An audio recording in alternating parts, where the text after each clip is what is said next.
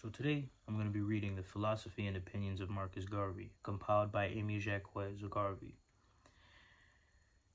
I'm reading this because I've always felt a deep connection to Marcus Garvey and his words, and I think it's important that we just sit down and like it's going to say, hear exactly how we felt about things and reflect on them. I'm going to be honest with you. This is not an audiobook.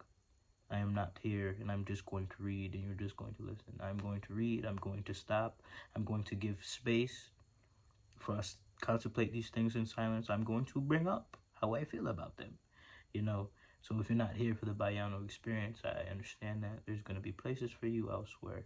I'm pretty sure there are other people who read this too. So we're going to start with the preface, right? Also, please bear with me. This is a very old book. They speak different back then, okay? I'm having issues catching on to the cadence of how they speak. But I'm going to do my best, All right. This volume is compiled from the speeches and articles delivered and written by Marcus Garvey from time to time.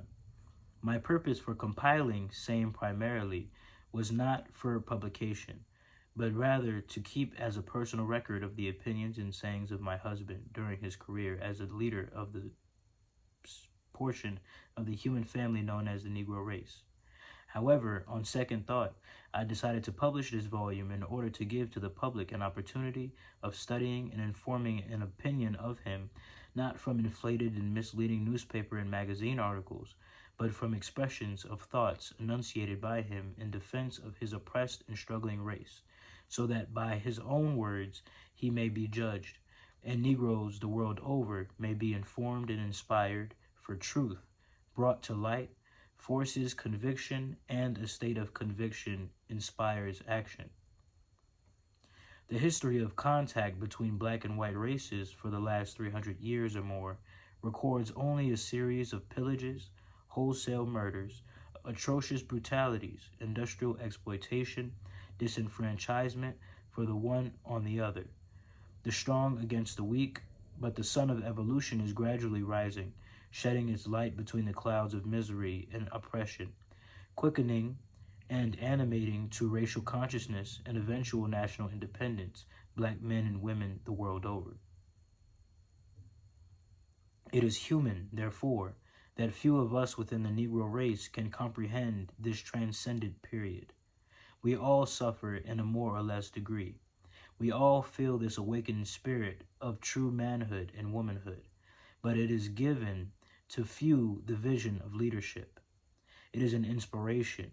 It is a quality born in man. Therefore, in the course of leadership, it is natural that one should meet opposition because of ignorance, lack of knowledge, and sympathy of the opposition in understanding fully the spirit of leadership. With the dawn of this new era, which precedes the day of national independence for Negroes, it is well for all members of the race to understand their leadership, know what its essentials, its principles are, and help it to attain its goal and liberate a race in the truest sense of the word. In Chapter 1 of this volume, I have endeavored to place before my readers gems of expression convincing in their truths. Chapter 2 deals with definitions and expositions of various interesting themes. Chapter 3 and 4 contain a collection of brief essays on subjects affecting world conditions generally and Negroes in particular. In Chapter 5, I have reproduced what I consider two of the best speeches of my husband.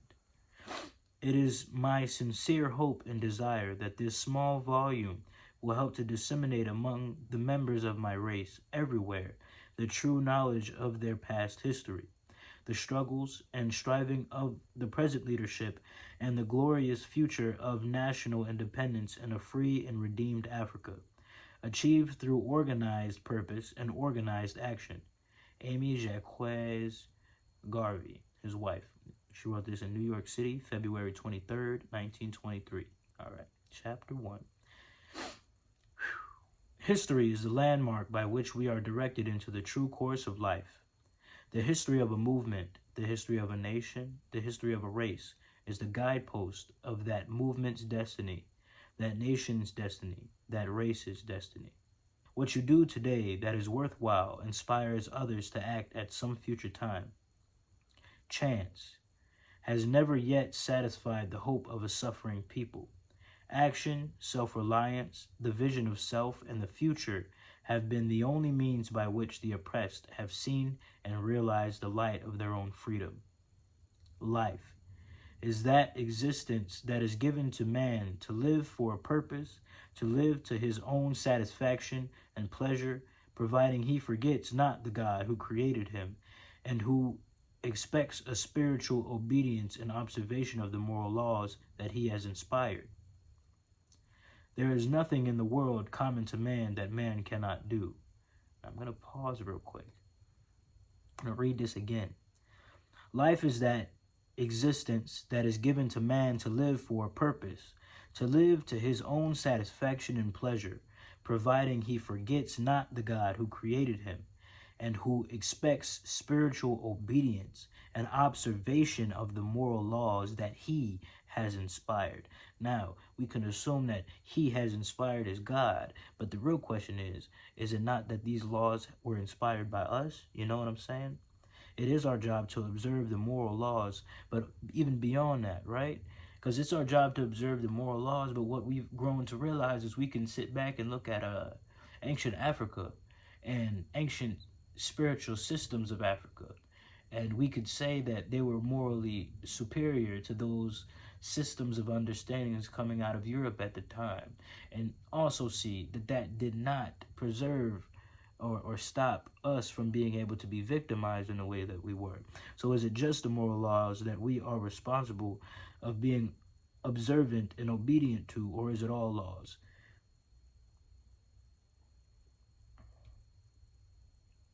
Then again, that's that big question of what exactly are morals. How are we going to define morals, right? But let's keep going. There is nothing in the world common to man that man cannot do. The ends you serve that are selfish will take you no further than yourself, but the ends you serve that are for all and common will take you even into eternity. It is only the beliefs and the confidence we have in a God why man is able to understand his own social institutions and move and live like a rational human being. Take away the highest ideal, faith and confidence in a God, and mankind at large is reduced to savagery and the race destroyed. A race without authority and power is a race without respect. Criticism is an opinion for good or ill, generally indulged in by the fellow who knows more than anyone else, yet the biggest fool. There is no criticism that calls not forth yet another. The last critic is the biggest fool of all, for the world starts and ends with him. He is the source of all knowledge, yet knows nothing, for there is not a word one finds to use, that there is not another that hath the same meaning. Then wherefore do we criticize? Fear is a state of nervousness fit for children and not men. When a man fears a creature like himself, he offends God in whose image and likeness he is created. Man being created equal fears not man but God. To fear is to lose control of one's nerves, one's will to flutter like a dying fowl, losing consciousness, yet alive. I'm going to pause real quick just to talk about how when we are in survival mode, it's scientifically proven that our cognitive abilities are impaired from 100 to 70%. So he's absolutely right about that, losing consciousness. When you are stuck in fear, you think less. You have a less capacity to think things through. But let's keep reading. Ambition. Ambition is the desire to go forward and improve one's condition. It is a burning flame that lights up the life of the individual and makes him see himself in another state. To be ambitious is to be great in mind and soul.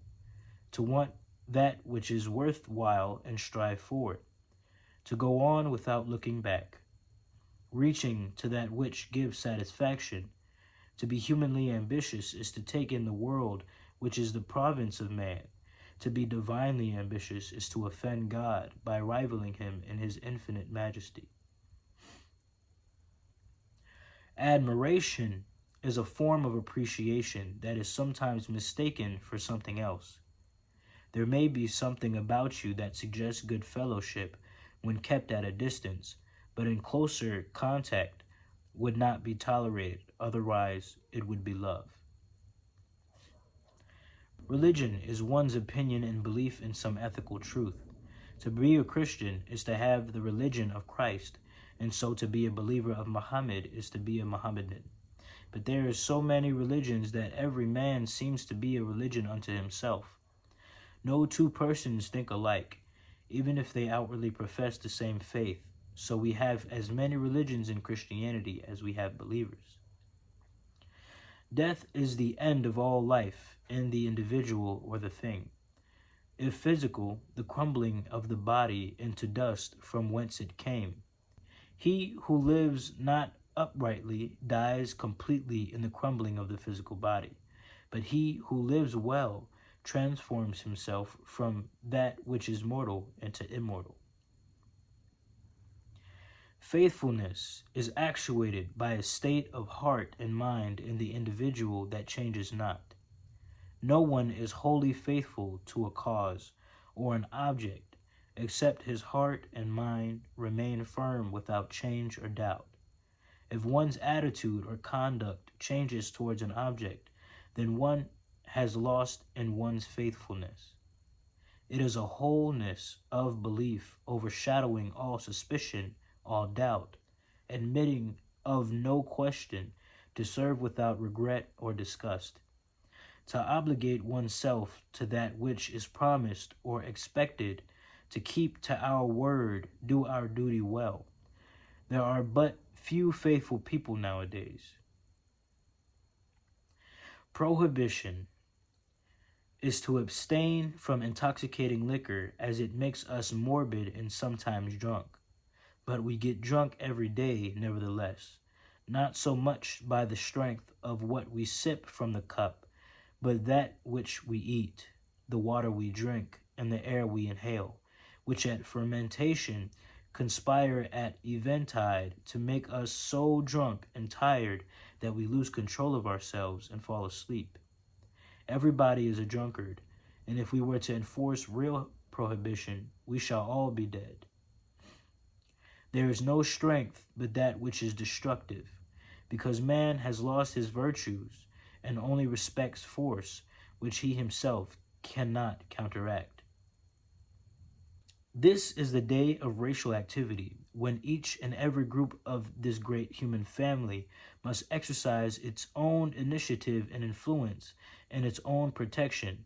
Therefore, Negroes should be more determined today than they have ever been, because the mighty forces of the world are operating against non-organized groups of peoples who are not ambitious enough to protect their own interests. Wake up, Ethiopia. Wake up, Africa. Let us work towards the one glorious end of a free, redeemed, and mighty nation. Let Africa be a bright star among the constellation of nations.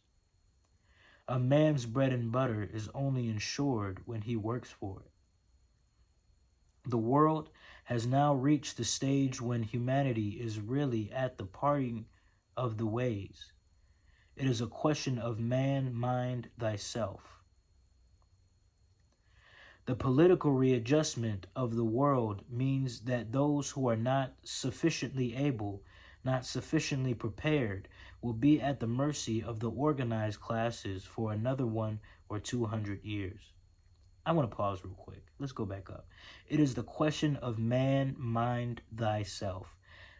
Something about Pluto going to Aquarius got that ring-a-ding-a-ding-a-ma-ding-a-ma-dinging in my head, but I'll leave it be. Let's go back to reading, yeah?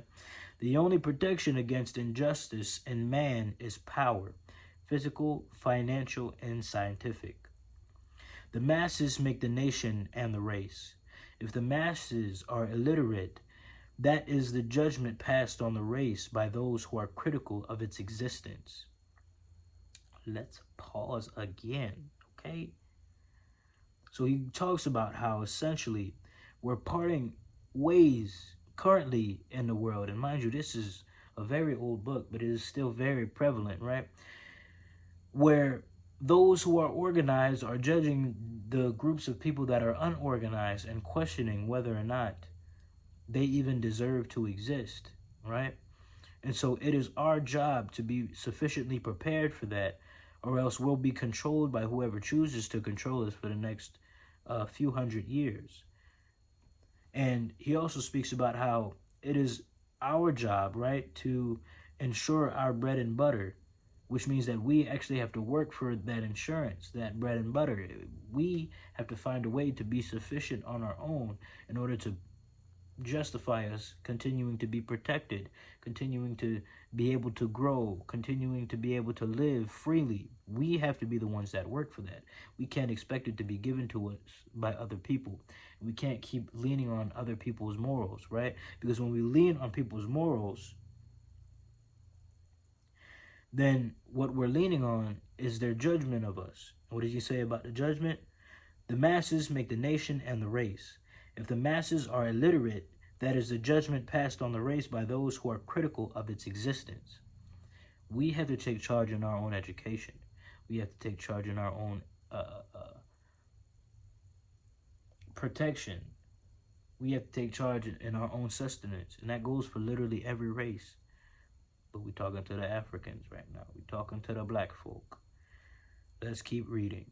The function of the press is public service without prejudice or partiality, to convey the truth as it is, seen and understood without favoritism or bias.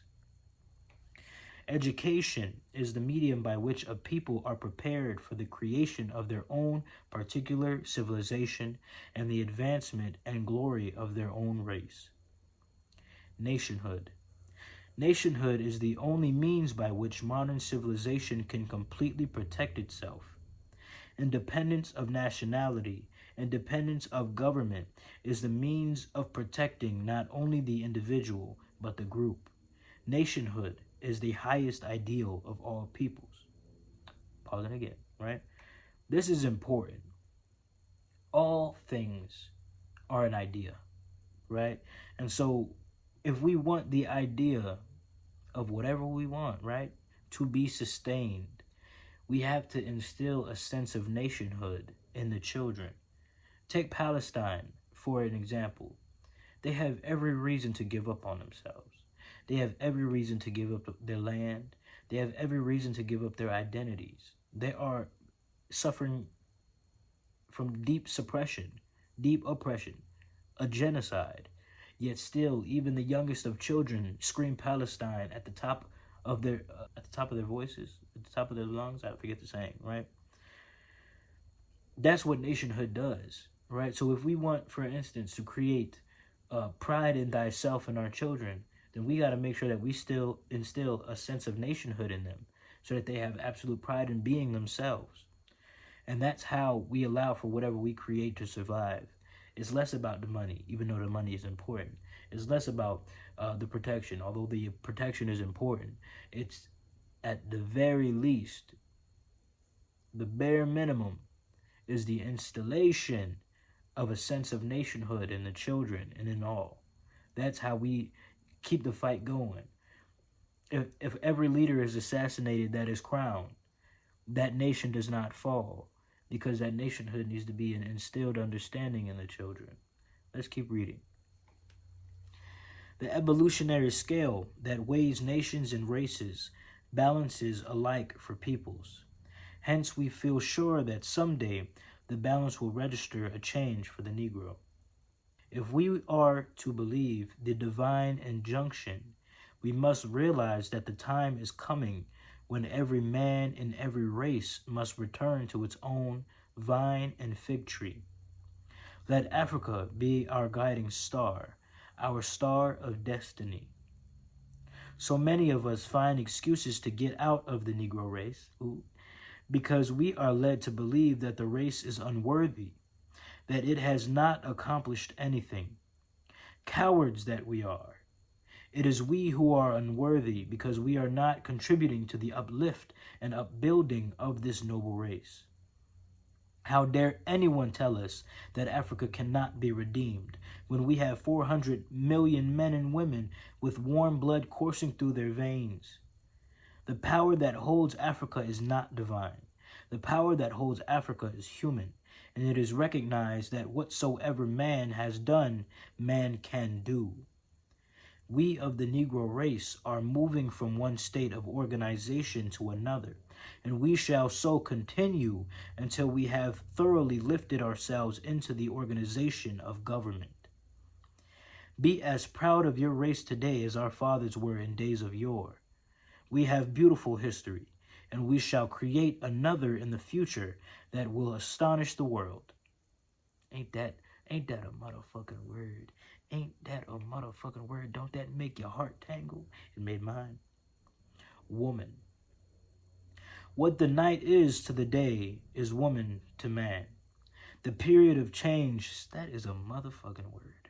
We gonna read that again. What the night is to the day is woman to man. The period of change that brings us light out of darkness, darkness out of light, and semi-light out of darkness are like the changes we find in woman day by day. She makes one happy, then miserable. You are to her kind, then unkind. Constant, yet inconstant. Thus we have woman. No real man can do without her. Love. A happy but miserable state in which man finds himself from time to time. Sometimes he believes he is happy by loving. Then suddenly he finds how miserable he is. It is all joy.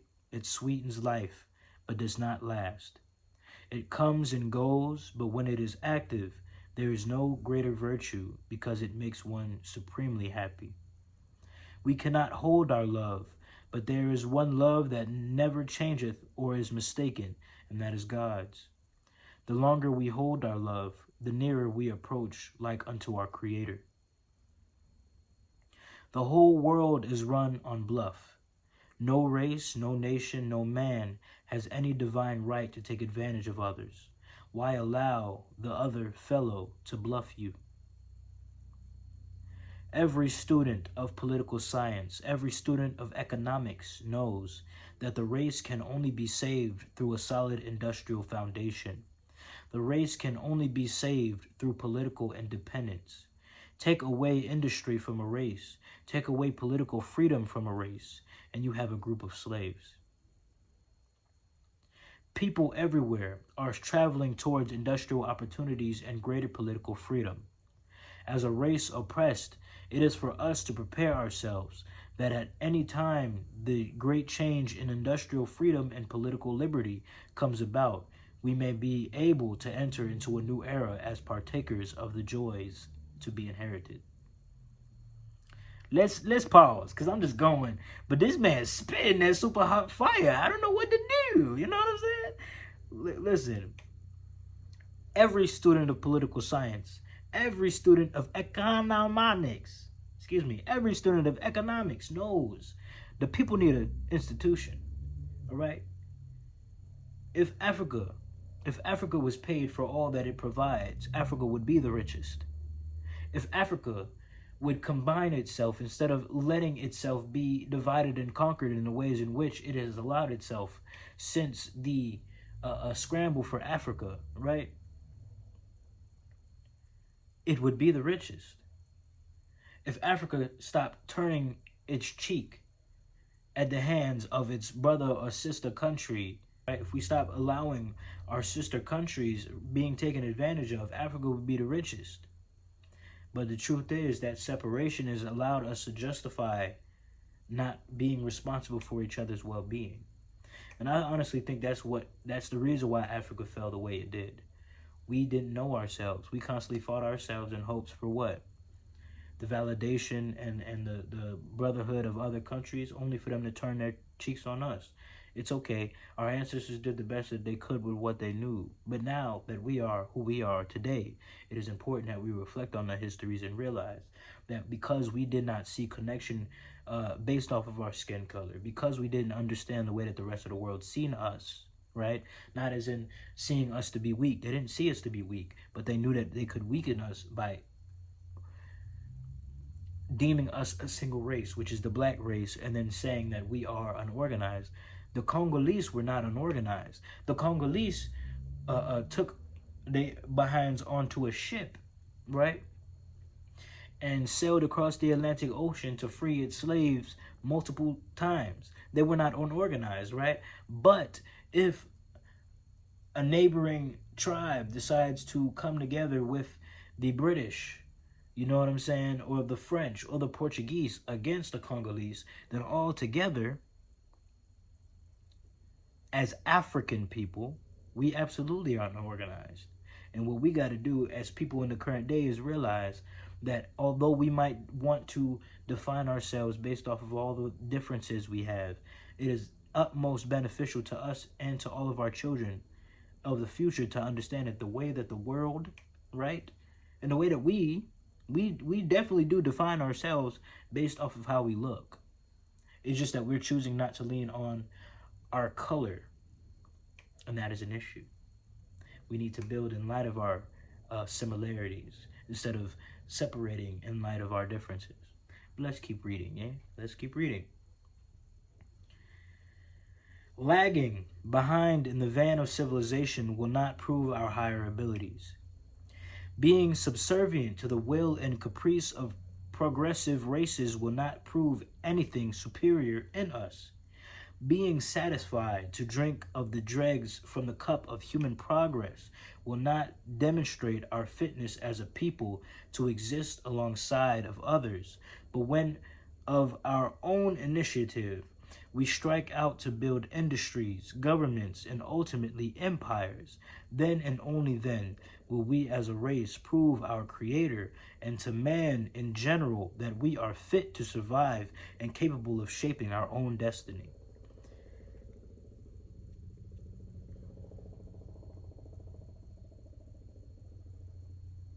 I'm gonna pause. I'm gonna let that sit.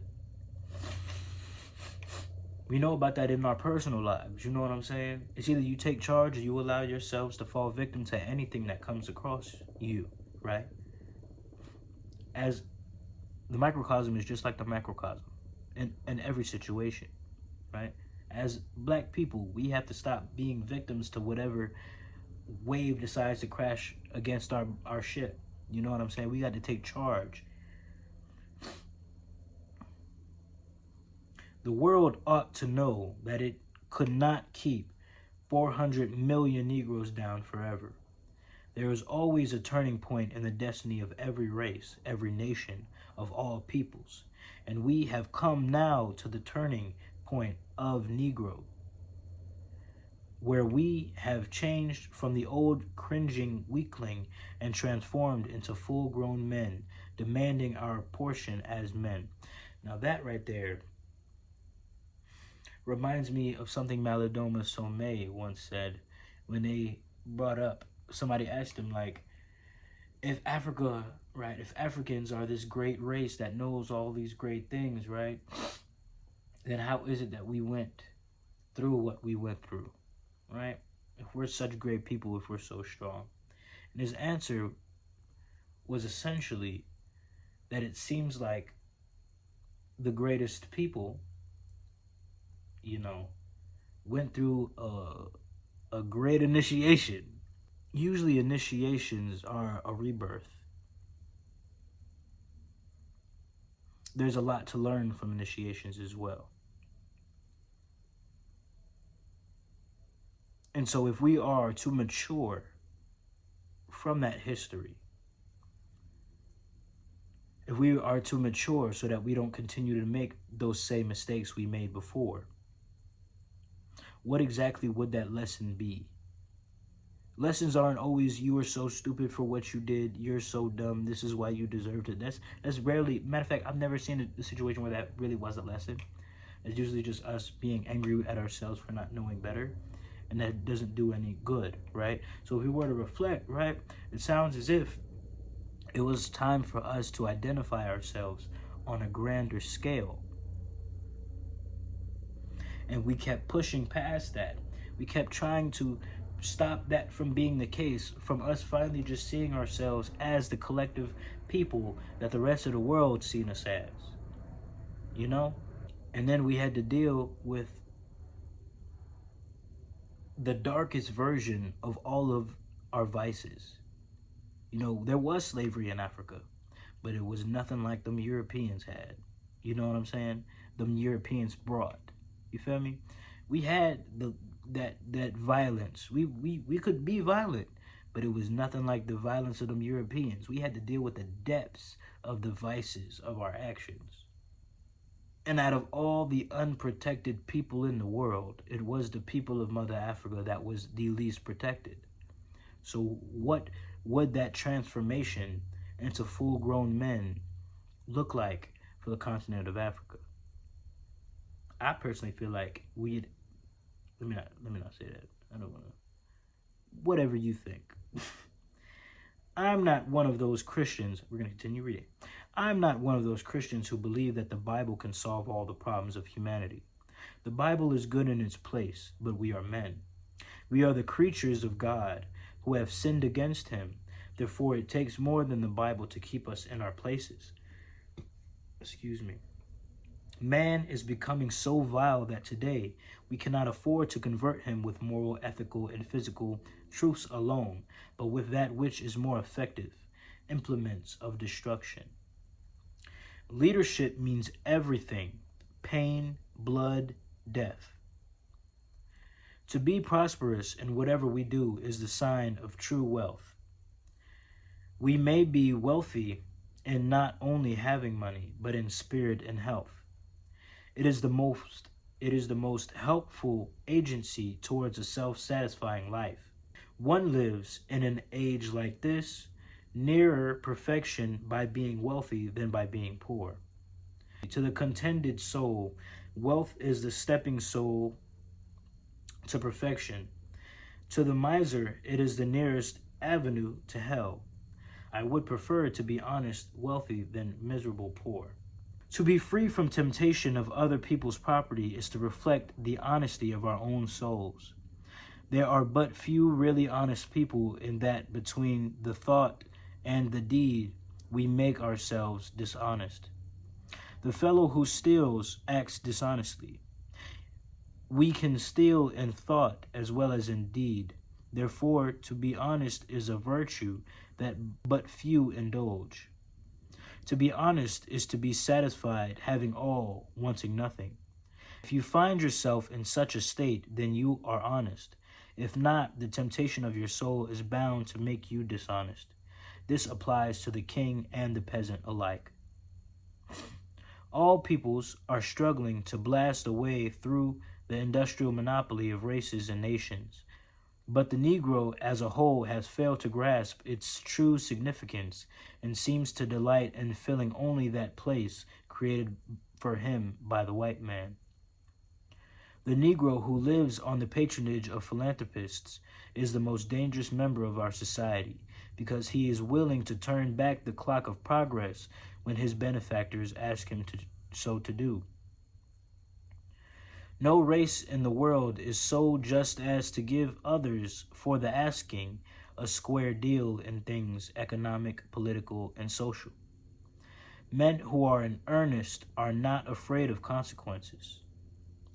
No one knows when the hour of Africa's redemption cometh. It is in the wind, it is coming. One day, like a storm, it will be here. When the day comes, all Africa will stand together. I want to stop there. I feel like, part 2 will be coming soon. But I'll leave it there. We give thanks. We give thanks. We give thanks for Marcus Garvey being and feeling as brave as he did to continue his work, moving, steadfastly with his heart on his sleeve, in his hand as he wrote, as he spoke. We give thanks. We give thanks. I hope, from what I've read so far, you all reflect on the sentiments and grow to understand Marcus Garvey a little better. Have a great day.